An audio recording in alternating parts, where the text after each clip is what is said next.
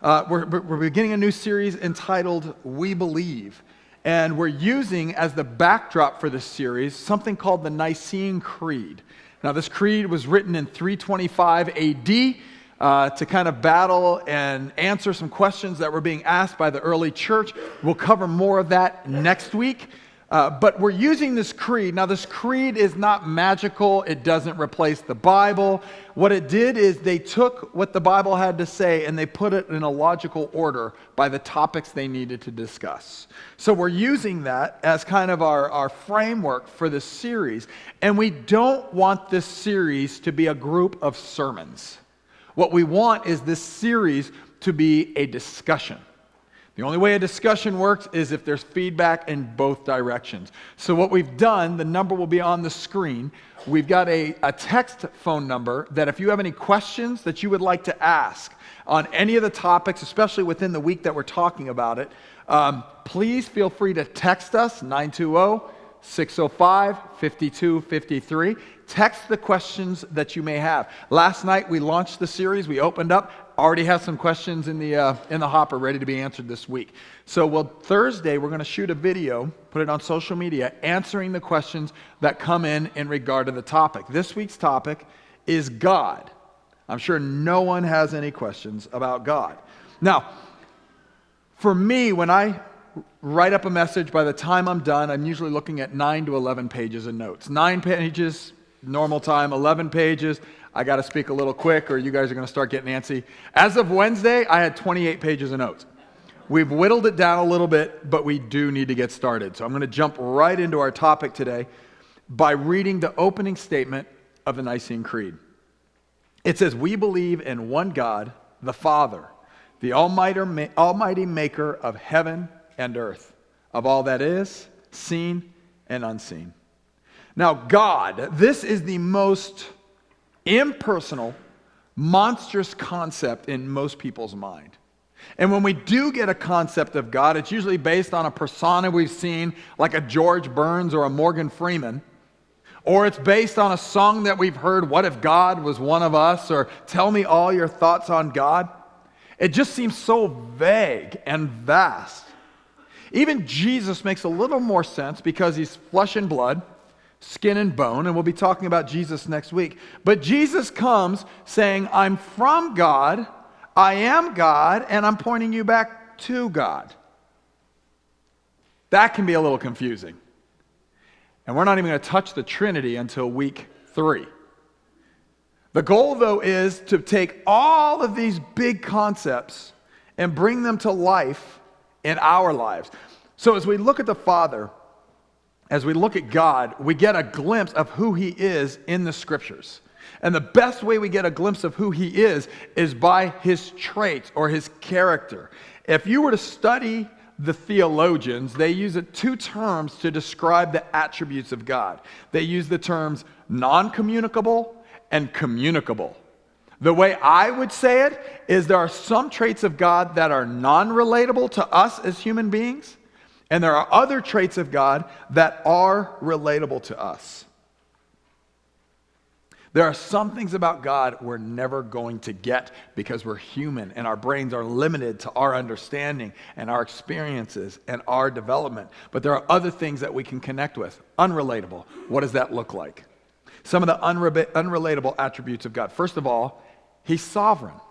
He has sovereignty. God knows everything. Your spouse may tell you they know everything. They don't. Your teenager may think they know everything. They don't.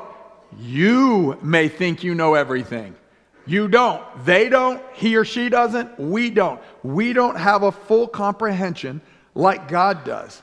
As a matter of fact, in the Bible, you'll see places where God asks questions.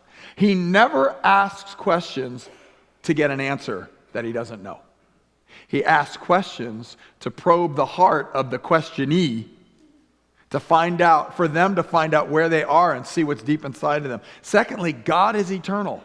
No beginning, no end. How does that work? We don't know. We're not there. We're not God. As a matter of fact, we understand we're finite. We understand that we have an ending. As a matter of fact, if I were to poll the room, Probably many of us have life insurance and wills. Why? Because we understand there's going to be a day coming where we will not exist anymore. God is infinite. He's eternal. God is also all-powerful. What does that even look like? I don't know. I don't fall in that category. None of us do. One of my favorite discussions one time with an atheist, he asked the question, he said, can God create a rock too heavy for him to lift? Interesting question from a human understanding, but we're trying to understand God, who is spirit and not man. We're going to talk about that in a little bit. We're trying to understand the vastness that is God and put him in an itty-bitty tiny human box. It doesn't work that way. God is present everywhere. He's present everywhere. The passage we're going to look at in a moment, King David asked, God, where can I go that you're not there? The mountaintop? You're there. The pit of hell? You're there. Anywhere I go, you're there. You're here, you're there, you're everywhere. God is. The closest I've seen to this was my mom. She always seemed to show up at the places I didn't want her to be, at the times I didn't want her to be there. But outside of that, I don't think any of us can relate to being everywhere at once. Sometimes you feel like you have to be, but we can't, and we can't relate. We're human. Some people ask, how is this stuff even possible? How could this be real? I would answer that by saying, let's look at our own planet. Let's look at our own understanding, because I would venture to say that if 25 years ago we were in a conversation and we were to say, yeah, in 25 years people are going to make phone calls like most people, and there's not going to be a single cord attached to the phone, they would tell us we were out of our mind. If you were to tell someone 30 years ago, think back to maybe when some of us were in high school, if they were to say there's going to be a computer that can hold tens of thousands of pages and thousands of songs and thousands of pictures and it will fit in your pocket, we would have said you were out of your mind. There's a great quote on an interview that was had with Bill Gates when the computers were just getting rolling, and Bill Gates made the ridiculous statement that every home one day may have a computer in it. Do you know how big computers were in the 1970s? These things were monstrous. And Bill Gates said that every home one day may have a computer in it. And someone asked him, how big do you think computers will be? How much memory? And his response was basically the equivalence of a Commodore 64. How many of you remember Commodore 64? About 5 pages of typing in your computer was full. Our minds are so limited in understanding. For you science buffs, I'm going to give you a name. And if you want, I'll spell it out for you after service. But the guy's name is Alexander Sierras. Alexander Sierras is a professor at Yale and Brown University of mathematics and also physiology, and he's got a name titled this long. But he did a long version, and there's also a TED Talks version of a study that he's done. He started in the atheist camp. He's now in the agnostic camp. There's something out there, and you cannot look at human existence and deny it. He talks about a baby from conception to birth, and he says, the way he words it over and over is, there's no way this can happen without deity. There's signs of deity all over the conception, the carrying, and the birth of a child. It's amazing the way he goes into the scientific discussion. He says, I'm a mathematician, and I can't even give you the statistical odds of happening what happens in the birth of a child. It's astronomical. I went on a website for astrophysicists. I am not an astrophysicist, never have been, never will be mistaken for one. But I went on a discussion board because, in trying to understand God, can we even understand our own creation, our own world? And I found a discussion board that was talking about how many dimensions are there in our planet. We understand time and space. But in this discussion of astrophysicists, their arguments were 4 dimensions, 8 dimensions, 10, 12, 18, and 26 dimensions to our existence. We can't even wrap our mind around what's going on right here.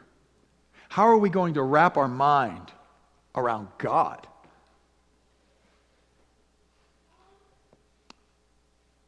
These are his attributes, the unrelatable ones. How about the relatable ones?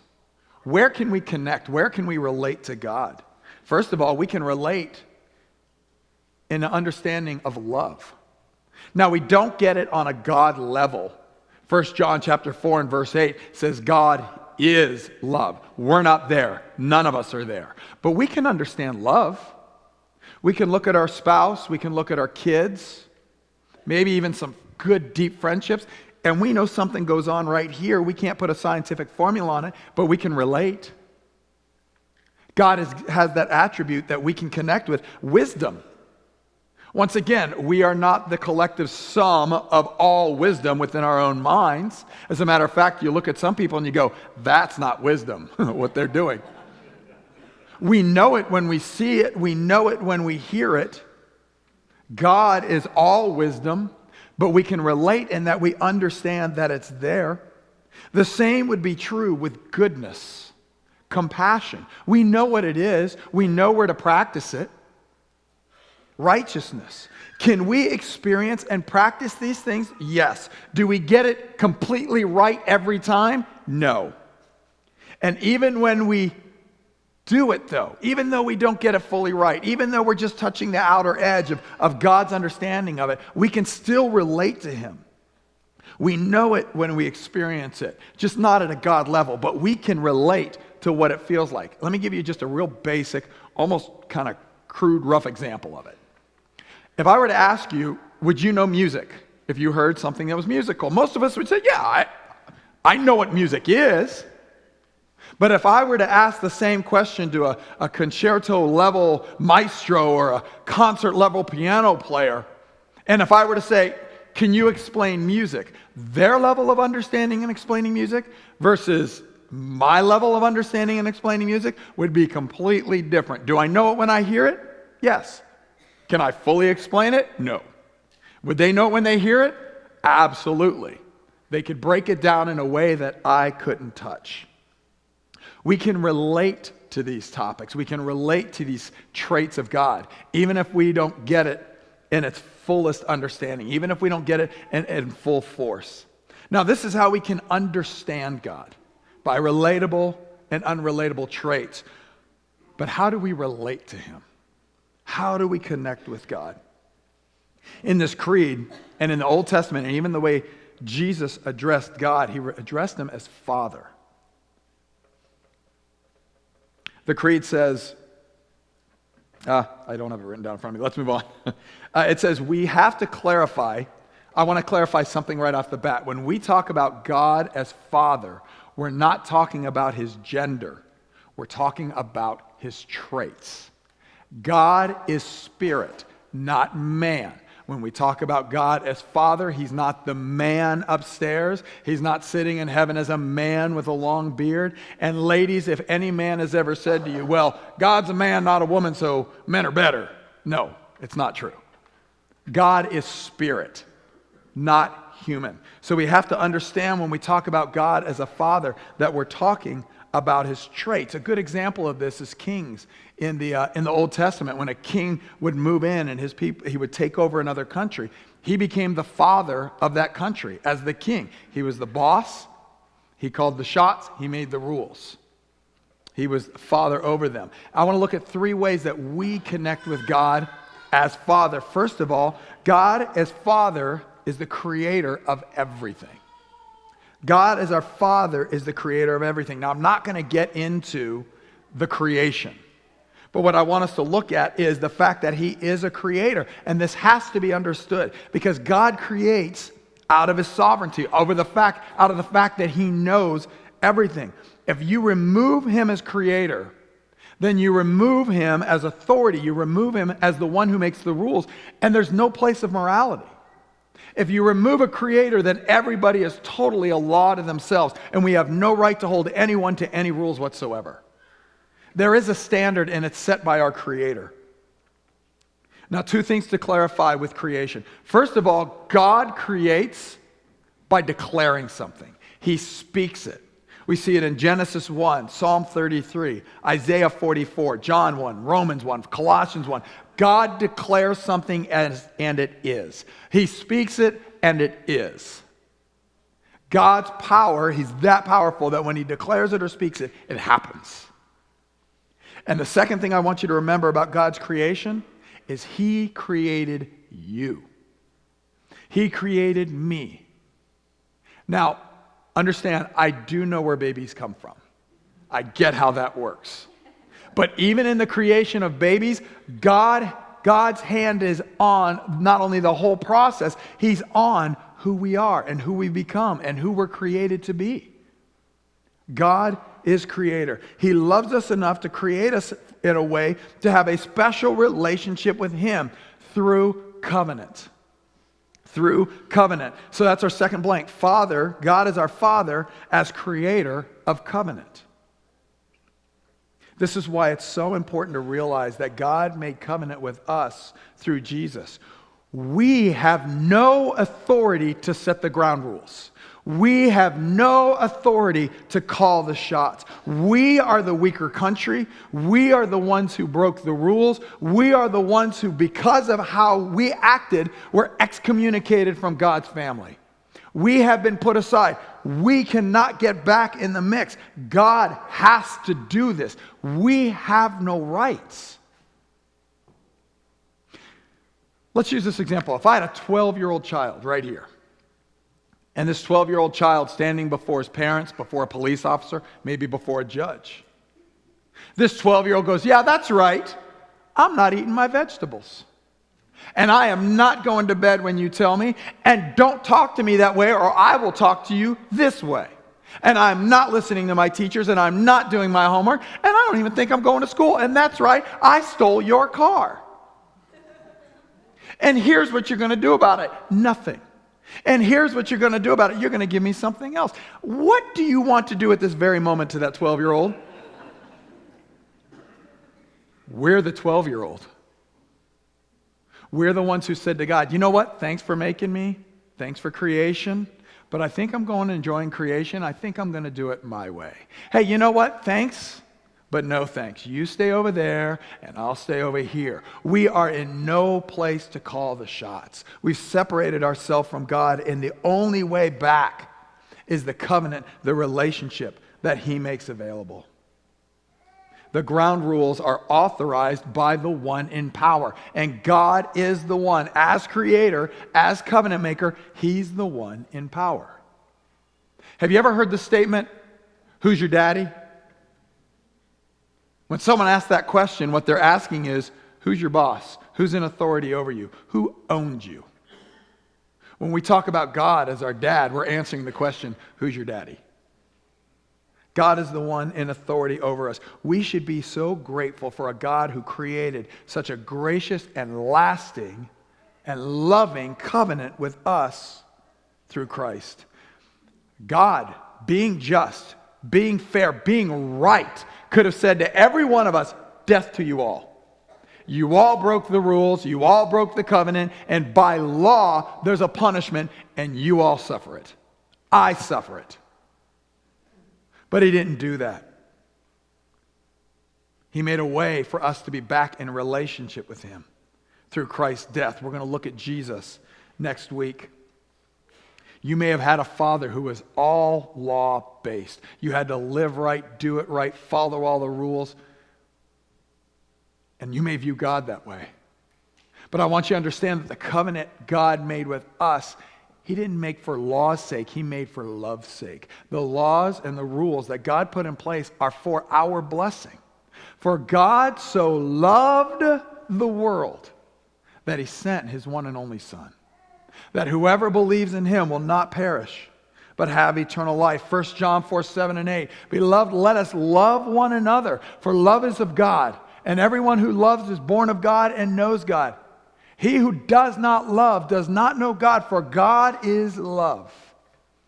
The covenant he made, the covenant he launched, the rules and laws that he's put into place, he's done it out of love for us. He's the creator of everything. He's the creator of the covenant. And finally, the next set of blanks, he's also the father and creator of relationship and community. He's the creator of relationship and community. Jesus gives us a picture of this in a parable he told that we usually know as the parable of the prodigal son. Now, in this parable, there's a father who's very wealthy, very well off, and he has two sons, an older son who's very dutiful and does everything by the rules, and a younger son who's a bit of the wild child. This younger son goes to his dad and says, I want my inheritance now. I wish you were dead because I want my stuff. The dad gives the prodigal son his inheritance. The son goes off, lives crazy, blows all the money, and later on in the parable we see the son in a pig pen feeding pigs. Now, if you know anything about Jews and pigs, you usually don't use those two words in the same sentence. Not only is he feeding these pigs, but in the parable, Jesus says he starts eating the pig's food. It's all he can get his hands on. As he's in this pig pen and he's messing with these pigs, it comes to his mind, maybe I could go back to my father's house. Even if he won't let me be a son, it'd be better to be a servant than to live like this. He makes his way back to his father's house, gets to the edge of the property, and I kind of picture a young man who hasn't eaten right. He's probably skinny, dirty. What do you think he smells like hanging out with pigs full time? Probably stinks. And as he starts his way toward his father, the parable, Jesus says, the father runs toward the son. Now, in this time, the father could have had the son put to death for his negligence and his betrayal of family. And Jesus is telling this parable to a group of religious leaders. And those religious leaders would have been saying, that's right, here comes the son. He's going to get what he deserves. But the religious leaders don't get to call the relationship.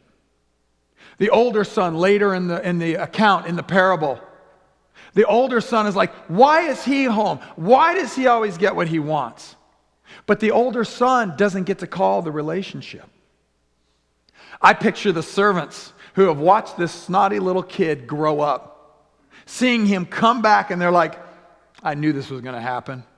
And now he wants to hang out with us. But the servants don't get to call the relationship.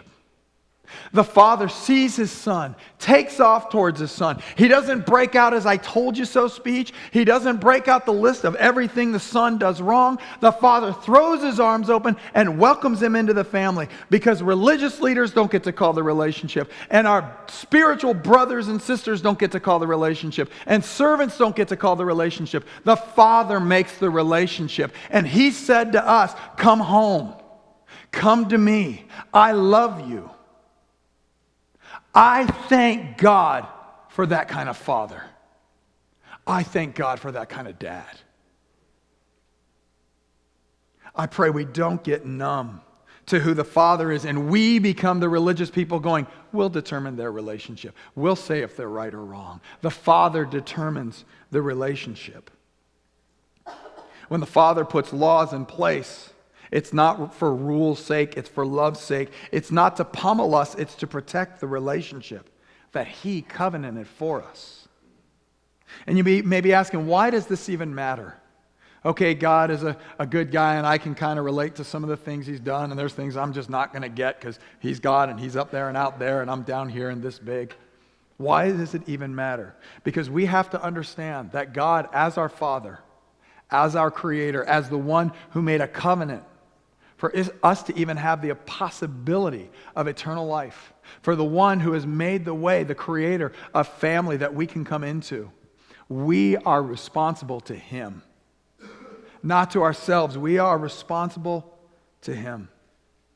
I want us to remember this in light of the songs that we've sung today, of the video that you saw that opened the message. The passage that we're about to look at, we are subordinate to him. He is God. He is in authority. And even though he's in authority over this entire universe and beyond, take the largest telescope you can think of, and it just barely sees the edges of his vastness. Or take the most detailed microscope that you can find, and you barely begin to see the etchings of the fingerprint of life that God has given us. He's the one who's in charge. He's in control. We are subordinate to him. And yet out of all of that, it says he knows us personally. He's the one who sets the covenant, the rules, the relationship, and is the creator. We can be blessed by his goodness and presence even in the worst of times. What an incredible God we serve. In the Bible, David is called a man after God's own heart. There's something in David's heart that clicked, was relatable to God's heart. Can we look at Psalm 139? In Psalm 139, David has this conversation with the Lord that spells out a lot of what we've just talked about this morning. There's another Bible verse in your outline. I'd encourage you to go home and read that on your own. But for time's sake, we're going to focus on Psalm 139, the whole chapter, beginning with verse 1. David writes, "You have searched me, Lord, and you know me. You know when I sit and when I rise. You perceive my thoughts from afar. You discern my going out and my lying down. You are familiar with all my ways. Before a word is on my tongue, you, Lord, know it completely. You hem me in behind and before, and you lay your hand upon me. Such knowledge is too wonderful for me, too lofty for me to attain. Where can I go from your spirit? Where can I flee from your presence? If I go up to the heavens, you are there. If I make my bed in the depths, you are there. If I rise on the wings of the dawn, if I settle on the far side of the sea, even there your hand will guide me. Your right hand will hold me fast. If I say, surely the darkness will hide me and the light become night around me, even the darkness will not be dark to you. The night will shine like the day, for darkness is as light to you. For you created my inmost being. You knit me together in my mother's womb. I praise you because I am fearfully and wonderfully made. Your works are wonderful. I know that full well. My frame was not hidden from you when I was made in the secret place, when I was woven together in the depths of the earth. Your eyes saw my unformed body. All the days for me were written in your book before one of them came to be. How precious are your thoughts, God. How vast is the sum of them. Were I to count them, they would outnumber the grains of the sand. When I awake, I am still with you. Let's hop down to verse 23. It says, search me, God, and know my heart. Test me and know my anxious thoughts. See if there is any offensive way in me, and lead me in the way everlasting. Search me, God, and know me. You know me inside out. God, you know my anxious thoughts. You know the stuff I'm not trusting you with. Lord, help me deal with all of it. This chapter, this stanza can be broken down about every 6 verses. The first part, David says to God, you know everything. You know everything about everything, and more specifically, you know everything about me. Verses 7 through 13, David asked the question, where can I go that you're not there? God, your presence is everywhere. The third stanza of it says, God, you formed me in my mother's womb. You're that detailed in my life. You know everything about me. And as David's writing this, and he's writing this at a time when he's being hunted by other people, they want to put him to death. And yet, even in the midst of this hunt, David stops and says, God, I don't know how this is going to end, but you do. And I will praise you no matter what, because you're God over it all. Here's the challenge I want to give you this week. Can we live more like Christ followers than practical atheists? Can we recognize the hand of God in what goes on around us and in his creation and in everyday life, instead of just going practical and trying to figure it out and being all logical? God gives us logic. He's given us a mind. But can we remember that God is the one who has scripted, written the entire thing from beginning to end, and even what we don't understand, he already knows where it's going to go. This week, can we see the hand of God in creation? Do you know every people group ever discovered on the planet worships something? We know there's something bigger than us at play. It's innately wired in us to worship. Can we stop and can we worship our Creator as we see his creation? Secondly, can we take a moment and worship and realize that we're connecting with the God of the universe? It's not all just out there. He also knows what's going on in here. Take time to connect with him. And then finally, can we stop and realize that this huge God has made a way for us to know him personally? And we're going to launch into that next week as we look at Jesus. God didn't just start this earth spinning and then step out of the way. He's still intricately involved in the details, and he still wants an intricate relationship with us.